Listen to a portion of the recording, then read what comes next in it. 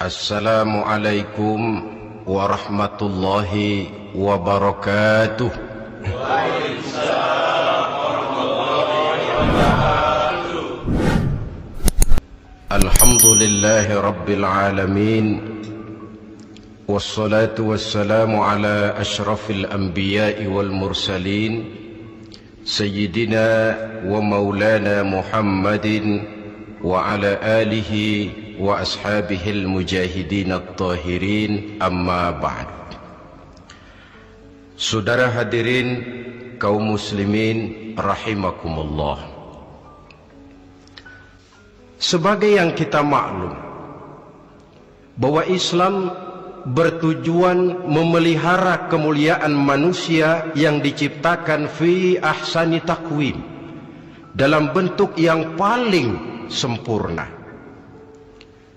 Arak atau minuman keras jelas merupakan hal yang merusak dari berbagai aspek kehidupan, entah kesehatan tubuh, entah pertumbuhan akal, ketentraman rumah tangga, ketentraman masyarakat, bangsa dan negara. Cobalah sejenak kita adakan penyelidikan. Kalau masuk kita ke dalam penjara, melihat sel-sel di sana, berapa banyak yang mendekam di sel karena urusan minuman keras. Masuk kita ke rumah sakit, berapa banyak yang dirawat akibat minuman keras, akibat stres yang dialaminya. Berapa banyak rumah tangga berantakan, berapa banyak pembunuhan terjadi, pemerkosaan terjadi akibat daripada minuman keras ini. Yang paling ironi kalau dia sudah menyerang anak-anak muda kita. Padahal kita tahu remaja pemuda adalah bentuk miniatur daripada kehidupan suatu bangsa.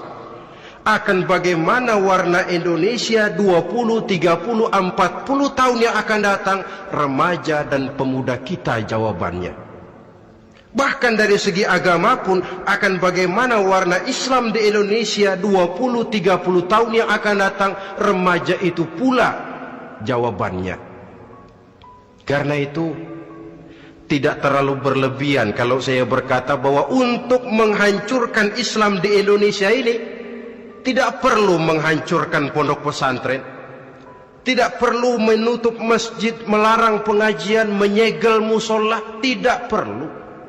Untuk menghancurkan Islam di Indonesia cukup dengan meracuni remaja, pemuda, pemudi Islam di Indonesia. Kalau mereka sudah diracuni, dijauhkan dari agamanya, masalahnya tinggal menunggu pergantian generasi.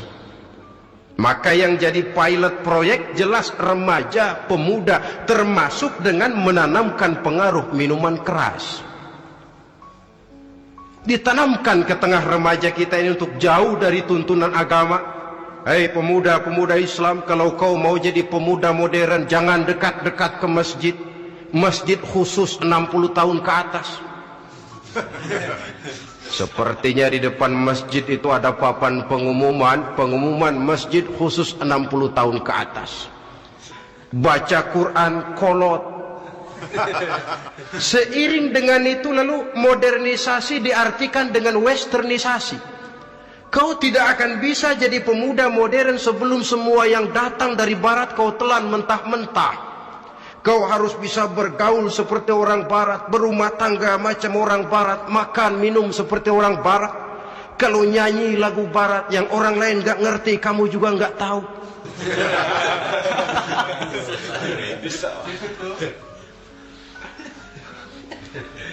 Anutlah itu free love yang pada gilirannya akan mengarah kepada free sex alias samenleven. Isaplah itu ganja, morfin, narkotik. Jikalau sudah terlena kita dengan itu, maka kehancuran suatu bangsa sesungguhnya sudah dimulai. Penyakit minuman keras ini bukan cuma penyakit zaman ini. Masyarakat yang dihadapi oleh Rasulullah sallallahu alaihi wasallam 14 abad yang lalu juga masyarakat yang kemaruk dengan minuman keras. Arab jahiliyah kalau sudah minum arak mabuk, tidak cuma minum, dia mandi pakai arak. Sistem pendidikan yang disampaikan Islam bijaksana. Mula-mula diberikan gambaran bahwa arak itu walaupun ada manfaatnya tapi ada bahayanya, dan bahayanya jauh lebih besar daripada manfaatnya. Tahap kedua diberikan pesan jangan mendekati solat dalam keadaan mabuk. Padahal solat 1 hari 1 malam 5 kali artinya makin jauh saja dia dari arak itu. Pada saat kondisi iman sudah memungkinkan, barulah turun vonis bahwa arak itu najis, perbuatan setan, jauhi. Yang ironi yang saya katakan tadi, racun mereknya madu. Kadang-kadang kita dibuai dengan iklan yang tidak mendidik. Saya pernah lihat ada iklan misalnya, Anda ingin modern, majulah bersama minuman ini. Atau minuman ini lambang pergaulan dunia yang maju. Modern diukur dari minuman. Yang jadi korban akhirnya remaja dan pemuda-pemudi kita. Saya teringat satu analisa dari Rasulullah sallallahu alaihi wasallam. Beliau bersabda, "Inna min asratis sa'ah." Sesungguhnya di antara tanda-tanda kiamat. Apa kiamat itu? Dalam arti yang umum, kiamat itu saat di mana alam ini hancur, bumi gempa, air laut tumpah ke darat, gunung meletus, planet-planet bertabrakan, lalu semua yang bernama hidup mati. Itu kiamat beneran. Saya nggak mau cerita kiamat beneran, sebab saya sendiri nggak kepengen ngalamin. Yang sering kita ngalami ini kiamat kecil-kecilan, kiamat mini. Apa kiamat mini itu? Hancurnya sendi-sendi kehidupan sosial. Maksiat merajalela, munkarat menjadi-jadi. Yang ma'ruf dianggap munkar, yang munkar malah menjadi ma'ruf. Yang salah disanjung-sanjung, yang benar dicaci maki. Tuntunan dianggap tontonan, tontonan malah jadi tuntunan. Kan kiamat kalau sudah begitu. Penjungkiran nilai. Kenapa hal semacam ini bisa terjadi? Penyebabnya kata Nabi, pertama ayyurfa'al ilmu. Ilmu diangkat oleh Allah. Bagaimana cara Allah mengangkat ilmu dan apa maksudnya itu? Allah mengangkat ilmu itu, saudara, caranya pertama dengan mewafatkan ulama. Makin banyak ulama wafat, makin banyak ilmu ditarik. Yang kedua, kurangnya minat orang untuk belajar agama. Kalau sudah klop macam itu, artinya agama sudah disudutkan ke pojok-pojok kehidupan. Agama cuma sekedar tinggal dekorasi. Agama cuma seminar, cuma kongres, cuma muktamar. Tapi bahwa agama merupakan realita dalam kehidupan, itu tidak pernah terwujud. Kalau ulama sudah tiada, minat orang belajar agama berkurang, maka ajaran Allah tidak lagi didenungkan orang. Dikala itu wa yudharal jahlu, akan muncullah kebodohan. Nampak kebodohan di mana-mana. Muncul permissive society, masyarakat yang merasa boleh hidup dengan kaidah serba boleh. Tidak ada halal, tidak ada haram. Tidak ada hak, tidak ada batil, semuanya serba boleh. Kalau sudah begitu kondisi masyarakat, terjadilah apa yang dianalisa oleh Nabi. Dikala itu wayab suazina, zina dikerjakan berterang-terangan. Orang sudah tidak punya malu. Hidupnya sudah pakai prinsip punya kuping, kuping kebo. Punya muka, muka tembok. Punya kulit, kulit badak. Kalau juga dikasih tahu, malu dong kau tinggal serumah belum nikah. Malu sama siapa? Masyarakat. Allah, masyarakat cuek aja.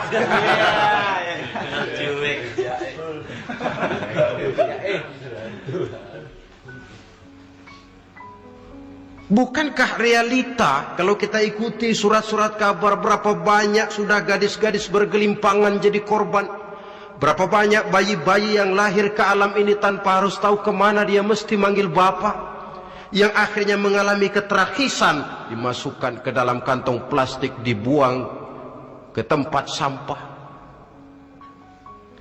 Kalau itu sudah terwujud, muncul efek negatif yang kedua, wa yushrabal khamr, arak, minuman keras jadi kebanggaan. Anak muda belum nyohor kalau belum bisa mabuk. Yang enggak mabuk dianggap kolot, kampungan loh. Bikin malu baru kena segelas saja udah miring, cengeng. Temen kita no hebat sampai nyungsep di got. Yang nyungsep hebat. Ya kalau cuma yang hancur kehidupan pribadi, tapi kalau sudah menyangkut masa depan, yang berarti masa depan suatu generasi adalah merupakan masa depan daripada suatu bangsa. Begitu kerasnya Islam ini melarang minuman keras, sampai bukan cuma sekedar meminumnya saja yang diharamkan, tetapi juga dilarang mengimportnya, memproduksinya, membuka warung yang menjual minuman keras, atau bekerja di tempat penjualan minuman keras. Ada juga yang nyerempet-nyerempet, Pak, kalau sedikit kan nggak apa-apa, nggak mabuk ini. Nah, saya ingatkan hadis Nabi diriwayatkan oleh Imam Ahmad, Abu Daud dan Turmuzi. Nabi bersabda, ma askara kathiruhu faqaliluhu haramun. Apa yang banyaknya menyebabkan mabuk, sedikitnya pun tetap haram hukumnya. Memang barangkali mungkin ada manfaatnya, tetapi bahayanya jelas lebih besar ketimbang manfaat yang bisa timbul daripada jenis minuman keras itu sendiri. Dalam hadis lain Nabi pesankan, man kana yu'minu billahi wal yawmil akhir fala yaq'udu ala ma'idatin taduru 'alaiha al-khamru. Siapa yang beriman kepada Allah dan beriman kepada hari akhirat, jangan dia duduk di dalam satu pertemuan yang di dalam pertemuan itu diedarkan minuman keras. Masuk ke dalam lingkungan macam itu saja tidak diperkenankan. Kenapa? Asyariku fi syarri syarrun. Bersekutu dengan kejahatan, jahat juga hukumnya. Semalam kamu mabuk ya? Enggak, temen, saya cuma ngebeliin aja kok. Apalagi ngebeliin.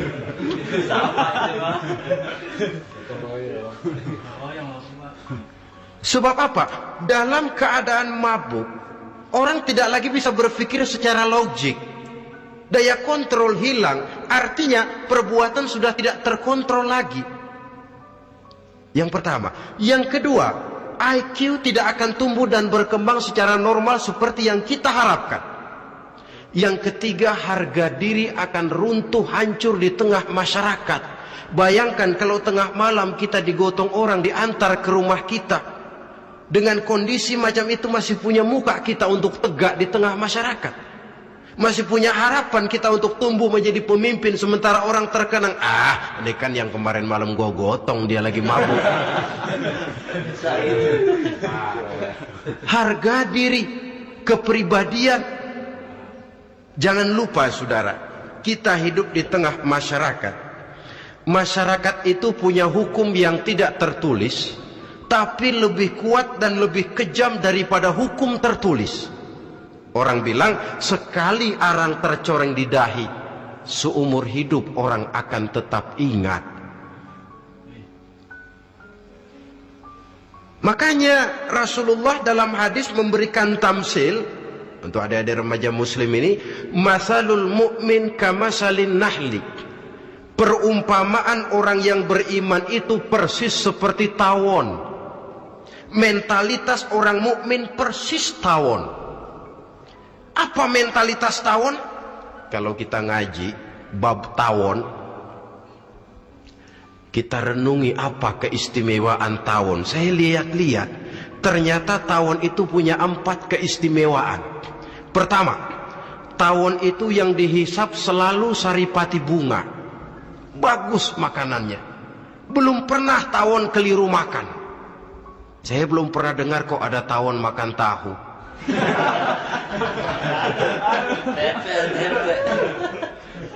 Yang dimakan selalu saripati bunga. Artinya apa? Orang mukmin perutnya itu perut selektif. Yang dimakan yang baik-baik, yang diminum yang baik-baik. Yang baik menurut agama itu adalah yang halal, thayyibat. Perutnya selektif, bukan perut asbak. Kalau asbab puntung apa saja masuk ke dalamnya, tapi mukmin perutnya ini selektif. Daging kambing masuk, tahu masuk, kangkung masuk, kodok minggir, air kelapa minum, kopi minum. Tapi kalau sudah berbau minuman keras minggir. Sebab apa? Makanan dan minuman yang kita masukkan ke dalam perut besar ini akan digiling dalam perut besar,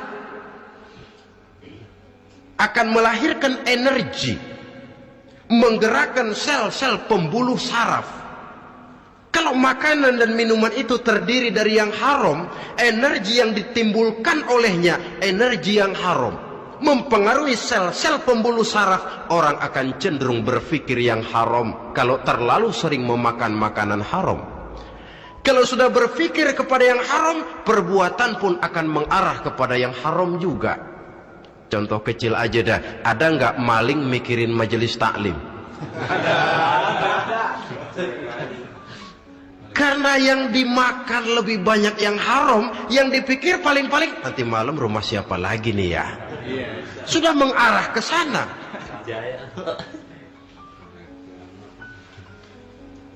Saripati bunga yang dimakan tawon itu. Lalu tawon yang kedua saya lihat yang dikeluarkan selalu madu. Artinya apa? Orang mukmin itu kalau dia berkata, perkataannya mengenakan orang. Kalau dia berbuat, perbuatannya membawa manfaat bagi orang. Kalau kakinya melangkah tentu ke tempat yang ada gunanya. Yang dikeluarkan madu, bukan racun. Indah tawon itu. Yang ketiga tawon saya lihat, kemanapun dia hinggap tidak ada dahan patah. Artinya apa? Orang mukmin dimanapun dia tinggal, kemanapun dia pergi, pantang jadi biang kerok buat lingkungannya, pantang menimbulkan kerusuhan dan keonaran. Tidak ada cabang patah dimanapun tawon hinggap.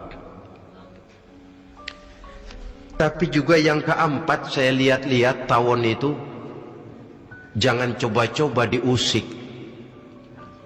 Satu kali dia diusik, kemana orang lari? Nyilem masih ditungguin. Tawon. Tapi kalau nggak diusik, nggak ada tawon usil ke pasar nyariin orang. Ketika dia diusik, inilah saatnya saya harus mempertahankan kehormatan diri saya. Dia pun bangkit. Artinya apa? Orang mukmin tidak boleh nyari-nyari musuh, tapi ketemu musuh tidak boleh lari. Musuh jangan dicari, bertemu pun jangan lari. Mentalitas orang mukmin seperti tawon, yang dimakan baik, yang dikeluarkan baik, kemana dia tinggal tidak menimbulkan keonaran buat masyarakat, tapi juga sanggup menjaga dan mempertahankan kehormatan dirinya. Kalau konteksnya dengan masalah yang sedang kita bicarakan, minuman keras, saya katakan tadi kita kadang-kadang salah pilih, tertipu oleh racun yang bermerek madu. Ada minuman empuk nyari yang keras, salah pilih. Ketahuan orang bikin pel buat anjing, manusia yang nelen. Akhirnya miring kayak anjing. Saudara, mari kita renungi An-Nisa ayat 140. Allah Subhanahu wa ta'ala mengingatkan, qad nazzala alaikum fil kitabi an idza sami'tum ayati Allahi yukfaru biha wa yustahza'u biha fala taq'udu ma'ahum hatta yakhudu fi haditsin ghairihi innakum idzam misluhum. Sungguh, kata Allah, telah diturunkan kitab Al-Quran ini kepada kamu, yang apabila kamu dengar ayat-ayat Allah itu diingkari orang, diejek-ejek orang, fala taq'udu ma'ahum, jangan kamu duduk bersama orang-orang semacam itu. Bagaimana mengejek ayat-ayat Allah? Misalnya, tahu kalau minuman keras itu diharamkan, tapi masih minum juga, itu kan mengejek ayat namanya. Duduk di majelis semacam itu dilarang oleh Quran. Kenapa? Innakum izam misluhum. Kalau kamu juga duduk di majelis semacam itu, kau dan mereka sama saja, kata Quran. Sama saja. Tahu kalau minuman yang memabukkan itu diharamkan agama, tapi diminumnya juga, mengejek ayat Allah. Duduk di tengah kelompok mereka berarti ikut mengejek ayat Allah. Dekat saja pun jangan, entahlah lagi sampai meminumnya. Maaf, bukankah Allah menurunkan Al-Quran kepada manusia, kata Imam Al-Ghazali, persis, maaflah, seperti gubernur berkirim surat kepada Pak Lurah. Dalam suratnya Pak Gubernur bilang, Pak Lurah, tolong carikan tanah di daerah Kebayoran untuk sekolah 6.000 meter. Pak Lurah dapat surat dari Pak Gubernur, bangga bukan main. Itu surat sore, pagi, siang, malam dibaca, ditaruh di tempat yang tinggi, diberikan minyak wangi, mau diambil dicium dulu, dibawa dengan penuh hormat dan hati-hati. Tapi tanah yang dipesan Pak Gubernur tidak dicari-cariin. Penghargaan macam apa ini? Nanti gubernur cek, Pak Lurah, siap Pak, sudah terima surat saya? Sudah Pak, sudah. Bagus. Lalu bagaimana? Aduh Pak, surat Bapak sore, pagi, siang, malam saya baca. Bagus. Apalagi Lurah? Surat Bapak saya taruh di tempat yang tinggi Pak, saya pakaiin minyak wangi, mau saya ambil saya cium dulu, saya bawa dengan penuh hormat dan hati-hati. Bagus Lurah, kau memang hormat sama atasan. Cuman Lurah, tanahnya udah dicariin belum? Nah yang itu belum tuh Pak, belum. Kata gubernur, bagus Lurah, besok berhenti lo ya.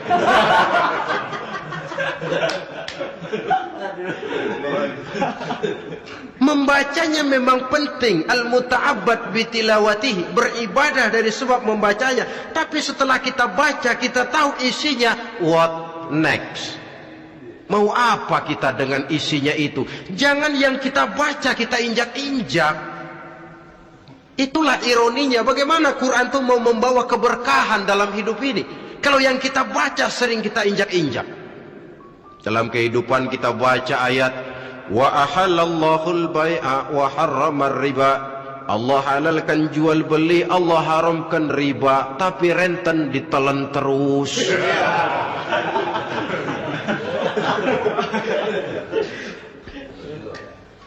Kita baca ayat, wa'tasimu bihablillahi jami'an wa la tafarraqu. Berpegang teguhlah kamu kepada tali Allah, jangan bercerai-berai. Tapi sesama muslim pelotot-pelototan jalan terus. Janganlah yang sesama muslim kadang-kadang yang mengklaim dirinya sebagai pemimpin Islam kelihatannya juga sikut-sikutan jalan terus.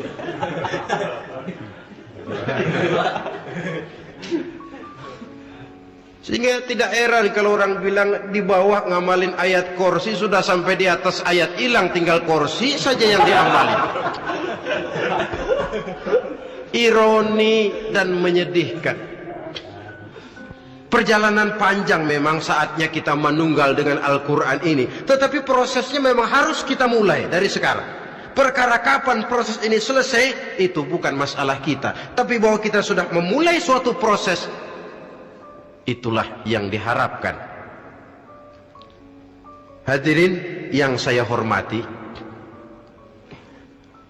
oleh karena kerasnya peringatan Islam terhadap minuman keras, pernah satu hari seorang lapor kepada Khalifah Umar bin Abdul Aziz bahwa ada sekelompok orang berkumpul meminum minuman keras. Kata Khalifah Umar bin Abdul Aziz, dera mereka, hukum, cepat. Ya Khalifah, kenapa? Di tengah mereka ada juga orang yang Ramadan biasa puasa. Begitu, iya, yang biasa puasa duluan hukum. Kenapa? Mengerti memang lebih besar resikonya daripada tidak mengerti. Kalau yang tidak mengerti di latar belakangi oleh kebodohan, barangkali masih bisa ditolerir, masih bisa dimaklumi. Ini toh sudah tahu mau puasa, kenapa berkumpul di majelis yang ada minuman keras? Tapi memang kelompok ini kan memang selalu ada. Kita lihat dalam masyarakat itu kan ada 4 kelas itu. Pertama, ada orang yang tahu perintah dan tahu larangan. Ini the first class, kelompok terbaik. Perintah tahu, dia kerjakan. Larangan tahu, dia jauhi. Ini orang terbaik. Yang kedua, ada orang tahu perintah tapi tidak tahu larangan. Perintah tahu, larangan tidak tahu. Sholat mau, puasa mau, zakat fitrah bayar, nyolong mau, mabuk ayo. Perintah tahu tapi larangan tidak tahu, akhirnya semua dikerjain. Barangkali yang rada bingung malaikat bagaimana nyatatnya ini, kotor absen. Gelas yang ada di hadapan saya ini, kalau semua diisi air putih macam ini, kan jelas bisa diminum orang. Kalau semua diisi bensin, jelas bisa diminum motor. Tapi kalau separuh diisi air putih, separuh diisi bensin, kacau. Kalau gelas yang ada di hadapan saya ini sepenuhnya diisi air putih, jelas bisa diminum orang. Kalau sepenuhnya diisi bensin, juga jelas bisa diminum motor. Yang repot kalau separuh diisi air putih, separuh diisi bensin. Kacau statusnya. Orang minum mabuk, motor minum pun mogok. Dijual juga tidak laku barang campuran. Inilah makna pernyataan Allah, wala talbisul haqqa bil batil. Jangan kamu campur adukan antara yang hak dan yang batil. Perintah dikerjakan, larangan pun dikerjakan juga.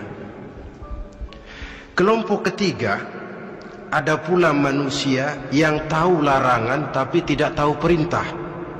Larangan tahu tapi perintah tidak tahu. Jahat sama tetangga tidak, mencuri tidak, mabuk tidak, zina tidak, sholat tidak, puasa tidak, polos, semua serba tidak. Dan yang terakhir, kelompok keempat, perintah tidak tahu, larangan pun tidak tahu. Ini masuk kelompok makhluk gratis. Misalnya kambing, ayam, kerbau, itu kan makhluk-makhluk yang memang perintah tidak tahu, pun larangan juga tidak tahu. Nah, dalam hubungannya dengan ini, saya mengajak, marilah kita berusaha sekuat mungkin menjauhkan diri dari minuman keras yang jelas bahayanya dengan hidup tidak jauh dari bimbingan agama. Hadirin kaum muslimin rahimakumullah. Kawan seiring dan sejalan dari minuman keras judi namanya. Saudara kembar barangkali. Yang satu sering menimbulkan yang lain, tetapi bukan tak jarang keduanya berjalan berdampingan. Posisi judi dan arak ini dalam Quran sama bahayanya. Apa sebab? Mentalitas judi adalah mentalitas sirkelus, lingkaran setan. Artinya yang menang biasanya ketagihan, yang kalah biasanya penasaran. Ini yang menyebabkan orang tidak mau berhenti. Kalau dia menang, dia ingin mencoba untuk menang dalam jumlah yang jauh lebih besar lagi. Kalau dia kalah, dia penasaran, kenapa hari ini kalah? Barangkali sial, besok malam saya tebus. Mental semacam ini memang sulit untuk berhenti. Kenapa judi diharamkan dalam Islam? Pertama, seorang muslim di dalam berusaha mencari harta, dia harus mengikuti sunnatullah. Kata kita orang muslim, hukum alam kata orang sekarang, natural of law bahasa kerennya.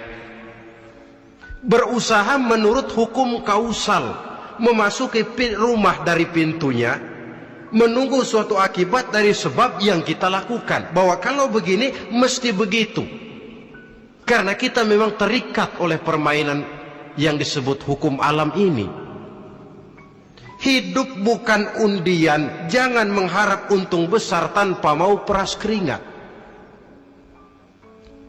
Satu pagi Khalifah Umar bin Khattab radhiyallahu an masuk ke masjid. Beliau lihat ada orang sedang berdoa khusyuk betul. Ditunggunya 2 menit, 3 menit, sampai 10 menit lebih belum juga selesai. Agak lama orang itu berdoa. Selesai berdoa, dihampiri orang itu oleh Sayyidina Umar. Beliau tanya, saudara, lagi apa tadi itu? Berdoa ya Khalifah. Minta kepada Allah? Tentu minta kepada Allah. Minta apa kamu? Minta rezeki. Sudah lama? Dari tadi habis sembahyang subuh. Dapat? Belum.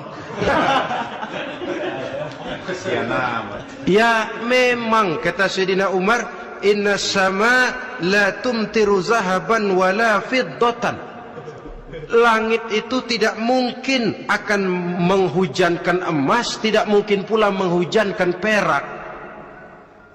Jadi orang dilarang duduk bermalas-malas menunggu keajaiban yang datang dari langit.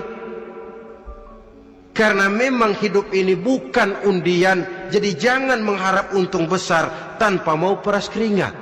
Di dalam berusaha kita terikat oleh sunnatullah. Kalau begini sebab penyebabnya, akan begini akibat yang ditimbulkannya. Yang kedua, Islam menjadikan harta manusia itu sebagai benda berharga yang dilindungi. Mengambilnya dengan judi termasuk memakan harta orang lain dengan cara yang batil. Yang ketiga, judi itu sendiri dapat menimbulkan permusuhan dan pertentangan antara para pemain itu sendiri. Meskipun kelihatannya kompak duduk dalam satu meja yang saling berhadap-hadapan, yang kalah kelihatannya pasrah, tetapi kan itu cuma kulit permukaan. Batinnya bagaimanapun juga yang kalah itu tetap mendendam. Sedangkan yang kalah di samping mendendam juga mengomel, mencaci mungkin ya lawan bermainnya, ya mungkin juga dirinya sendiri. Dan yang keempat, judi itu merusak aktivitas hidup, membuat orang membuang waktu dengan tidak terasa, dan yang pada gilirannya melupakan orang kepada tanggung jawab. Wah, kalau sudah memegang kartu, konon kabarnya, saya sendiri alhamdulillah belum pernah, lupalah orang anak, lupalah orang kepada istri, lupalah orang kepada tanggung jawab. Waktu pun berlalu tanpa terasa. Apalagi kalau sudah diiming-iming oleh gambaran akan memperoleh keuntungan yang besar. Termasuk di dalam judi itu undian, apapun namanya. Yang usaha ke arah ini seharusnya tidak dipermudah, walaupun dengan embel-embel dana kemanusiaan, sumbangan sosial. Saya tidak begitu yakin, saudara, bahwa bangsa Indonesia ini sudah begitu menipis rasa kemanusiaannya sehingga untuk berlaku sosial mesti diimbangi dengan hadiah sekian juta rupiah. Saya tidak percaya bahwa umat Islam di Indonesia sudah begitu tipis rasa kasih sayangnya kepada sesama sehingga sulit mengeluarkan bantuan kalau tidak diimbangi dengan hadiah yang sekian puluh juta rupiah. Yang saya khawatir apa? Pada gilirannya di negeri ini akan makin banyak penghayal-penghayal kelas berat, tukang-tukang lamun kelas tinggi, yang hidup cuma ngumpulin jikalau. Jikalau, andai kata, umpama misalnya orang sudah kemana-mana kita masih menghitung jikalau.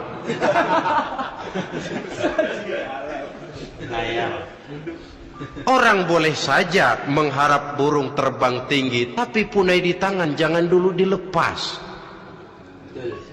Artinya idealisme silahkan terbang setinggi langit, tapi kaki harus tetap berpijak di alam realita.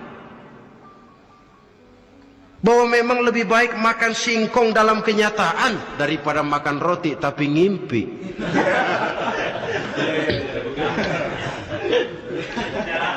Kadang anaknya menangis, Pak minta jajan, ada uang 200 rupiah. Sudahlah sabar, kau jangan jajan, nanti bapak beliin kalau tembus 100 juta nih.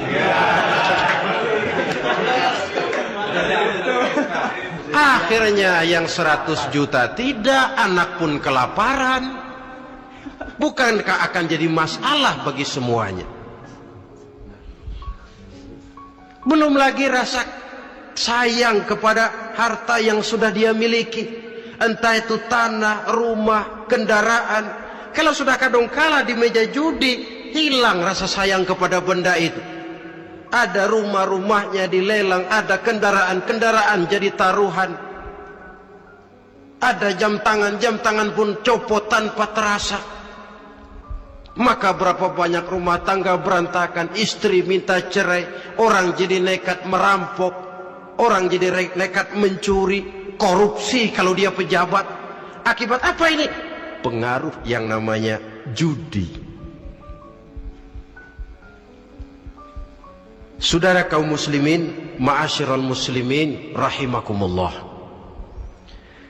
Itu sebabnya di dalam surah Al-Maidah ayat 90 Allah menekankan, innamal khamru wal maisir wal ansab wal azlam rijsun min amali syaitan fajtanibuhu la'allakum tuflihun. Sesungguhnya arak, judi, berhala, mengundi nasib itu rijsun. Ya Allah, jarang benar Quran menggunakan kalimat rijsun. Rijsun ini sudah merupakan puncak kekotoran. Bapak moyangnya najis, itu rijsun. Najisnya bapak. Rijsun, kotor. Sudah kotor ditambah pula min amali syaitan, pekerjaan setan. Fajtanibuhu, jauhi. Jangan sampai main, dekat saja tidak boleh, jauhi. La'allakum tuflihun, jikalau kamu mau menjadi orang-orang yang beruntung. Sejarah tidak pernah mencatat ada orang jadi miliuner karena judi. Sejak David Rockefeller sampai Aristotle Onassis, orang-orang kaya top di dunia, mereka kaya bukan karena judi, tapi karena kemauan peras keringat, banting tulang, mau memulai sesuatu dari kenyataan yang real di depan mata. Sebab apa? Hidup ini memang perjuangan. Janganlah kita ingin hidup dengan satu prestasi, ingin tetap hidup seperti apa adanya sekarang ini saja, toh kita harus berjuang. Apalagi ingin hidup lebih baik, lebih terhormat, lebih mudah. Hidup perjuangan. Perjuangan berarti pengorbanan. Berani hidup artinya berani berjuang. Berani berjuang maksudnya rela berkorban. Takut berkorban, jangan berjuang. Tidak mau berjuang, berhenti hidup. Itu logika. Dan bagaimanapun saya yakin lebih baik berkorban daripada menjadi korban. Kalau sekarang kita berkorban, peras keringat, banting tulang, berusaha secara sunnatullah untuk menghidupi anak, istri, keluarga, pada satu saat kita tidak akan menjadi korban kebrutalan anak-anak kita sendiri. Kalau mereka dibesarkan dan tumbuh berkembang oleh hasil yang diperoleh dari meja judi. Ayat 91 Al-Maidah ini lebih memperkuat lagi. Kalau itu arak, judi, berhala, mengundi nasib adalah perbuatan setan, sebenarnya setan mau apa sih? Ayat 91 menegaskan, innama yuridu syaitanu ayyuqi'a bainakumul adawata wal baghdha'a fil khamri wal maisir. Yang dimaui setan itu tidak lain supaya dengan arak dan dengan judi timbul rasa permusuhan, sikap memusuhi, saling marah di antara kamu. Coba biasanya dalam meja judi sudah loyo, waktu juga sudah berlarut-larut. Yang menang mau berhenti, apa yang kata yang kalah? Berhenti dah, gue wacok loh. Enak bener, gue lagi kalah, lo berhenti. Coba kira-kira kapan akan selesai permainan? Akan timbul permusuhan, akan timbul rasa dendam kesumat yang ditanamkan oleh setan. Karena memang baik arak, baik judi, baik berhala, baik mengundi nasib, itu semua permainan-permainan setan yang diberikan kepada kita untuk kita ikut andil bermain di dalamnya. Tatkala kita ikut terkena jerat setan, tertawalah mereka. Kenapa? Oh, makin banyak teman saya di neraka. Maaf, setan itu kan sudah tahu vonisnya. Ketika dulu dedengkotnya yang namanya iblis terusir dari surga, itu bikin semacam perjanjian dengan Allah. Tuhan, kenapa iblis? Gara-gara Adam saya terusir dari surga. Maka sejak saat ini Adam dan seluruh keturunannya adalah musuh bebuyutan saya. Saya akan gelincirkan mereka dari jalan. Silahkan iblis, goda mereka. Tapi kau tidak akan mungkin bisa menggoda mereka kalau hamba-hambaku itu menjadi hamba yang ikhlas. Hanya hambaku yang ikhlas yang tidak mungkin kamu goda. Yang lain barangkali bisa. Sejak saat itulah iblis memproklamirkan permusuhan, dan dia sudah tahu betul vonisnya neraka. Tugas dia sekarang bagaimana mengumpulkan teman sebanyak-banyaknya ke dalam neraka. Hamba Allah saja yang tidak tergelincir kepada minuman keras dan judi. Hamba Allah yang ikhlas itu bagaimana? Yang ikhlas menjadi hamba Allah dalam arti kata dan perbuatannya memang mencerminkan bahwa dia hamba Allah. Maaf, di zaman sekarang ini kan banyak orang cuma berkata saya hamba Allah mulutnya, tapi perbuatannya membuktikan dia hamba setan, hamba dunia, hamba harta, budak jabatan, budak nafsu. Tidak sesuai antara ucapan dan perbuatan. Sebab itu kata-kata hamba Allah kalau keluar dari mulut manusia itu murah, soalnya ngaku siapapun bisa. Tapi diakui atau tidak, ini yang kita belum tahu. Ada juga orang berdalih, saya kan masang kalau dapat nanti mau nyumbang masjid. Barangkali aja kalau nyumbang masjid disoriin dikit sama Tuhan.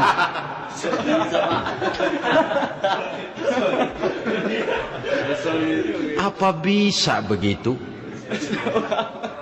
Saudara, kita tidak mungkin mencuci kain dengan air najis. Innallaha thayyibun, kata Nabi, la yaqbalu illa thayyiba. Allah itu baik dan hanya menerima yang baik. Bahwa dalam Islam tujuan yang baik harus dicapai dengan prosedur yang baik. Bahwa niat menyumbang masjid bagus, tapi hasil daripada judi atau undian tidak akan menyampaikan kita kepada tujuan itu. Tidak boleh mencuri kain walaupun niatnya untuk sholat. Kalau nyolong kain niatnya buat sembahyang, dimaafin kali.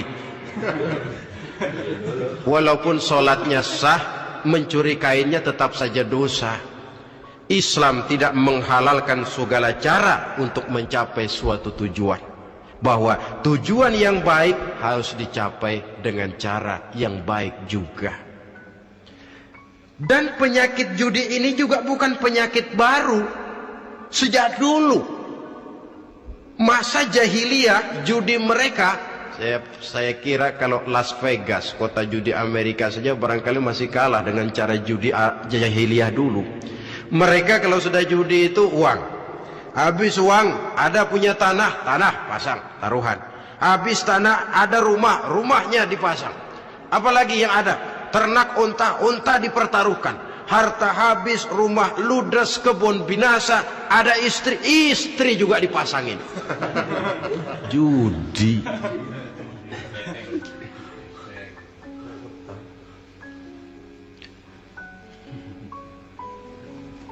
Kita sebagai muslim, oleh Al-Quran dijelaskan orang yang mempunyai dua tujuan hidup.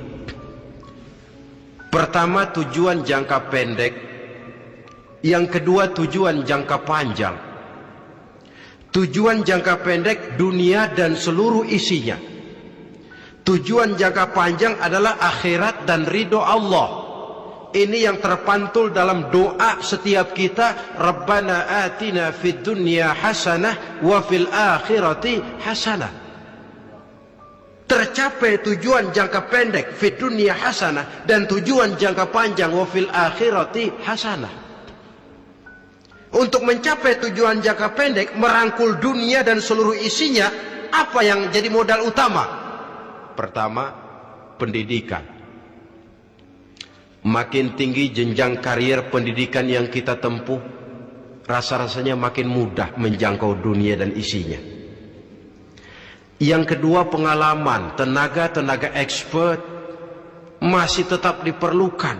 Makin banyak pengalaman, makin mudah menjangkau dunia. Yang ketiga, dan ini ada tapi tidak bisa dijadikan pegangan, faktor nasib. Faktor kebetulan. Ada, tapi tidak bisa dijadikan pegangan mutlak. Pendidikan, pengalaman, ingin menjangkau fid dunya hasanah, ini modal utama. Lalu untuk mencapai fil akhirati hasanah, prestasi ibadah.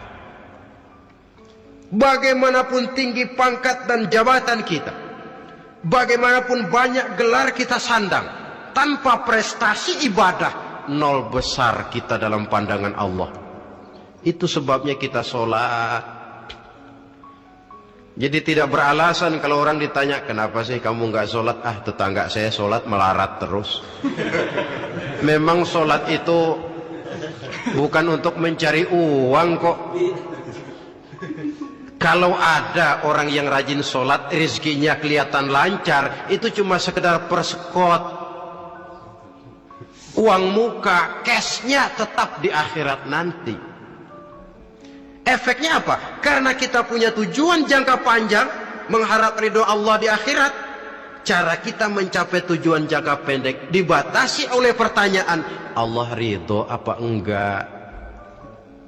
Kita cari uang, tapi pertanyaan pokok, Allah ridho enggak cara ini? Kita mengejar kedudukan, tapi Allah ridho enggak dengan cara ini? Ini yang menyebabkan kita lantas tidak lalu menghalalkan segala cara. Yang penting tujuan tercapai cara apapun halal. PKI. Kan cuma PKI yang berprinsip asal tujuan tercapai cara apapun halal. Dan kita sudah sepakat PKI dan seluruh ajarannya tidak berhak hidup di bumi Pancasila ini. Cuma jangan sekedar PKI-nya dikutuk tapi ajarannya dipakai.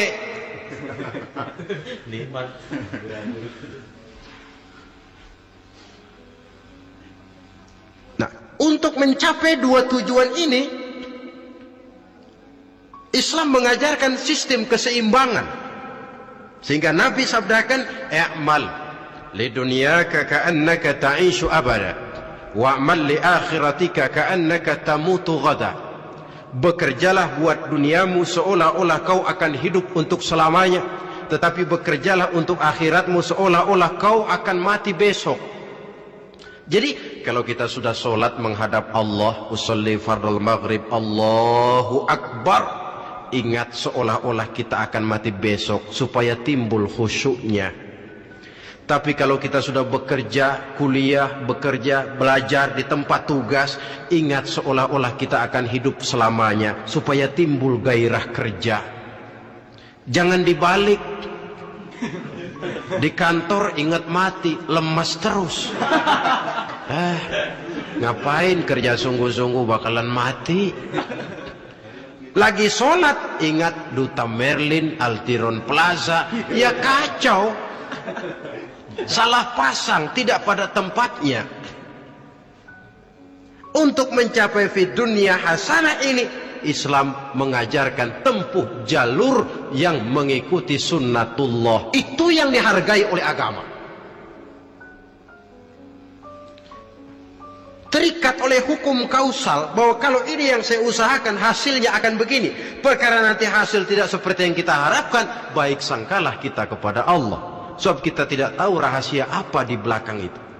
Kadang orang mengeluh, habis saya rajin sholat tapi rezeki seret, berhenti aja dah. Kita tidak tahu rahasia di belakang itu. Pernah hadirin, satu hari seorang petani, dia selesai bekerja di ladang, istirahat. Dia tidur di bawah sebuah pohon beringin. Di sebelah pohon beringin itu ada pohon labu. Dia berpikir, kalau saya lihat-lihat Tuhan nggak adil katanya. Masa pohon beringin pohonnya besar, buahnya kecil. Pohon labu pohonnya kecil, buahnya gede. Tuhan bukan arsitek ulung ini.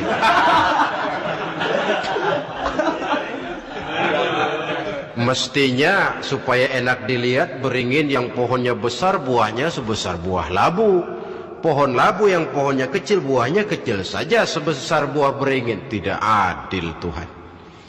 Baru dia selesai berpikir Tuhan tidak adil, jatuh sebutir buah beringin tepat menimpa hidungnya. Dia terkejut. Astagfirullahalazim. Kalau begitu saya sadar katanya, Tuhan benar-benar adil. Coba kalau buah beringin segede buah labu, waduh kayak apa muka saya ini.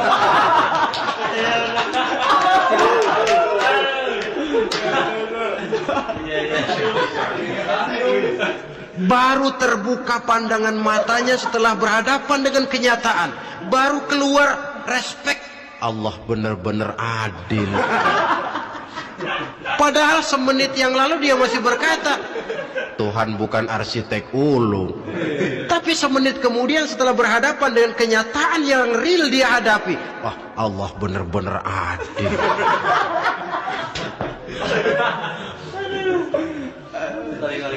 Itulah kehidupan ini.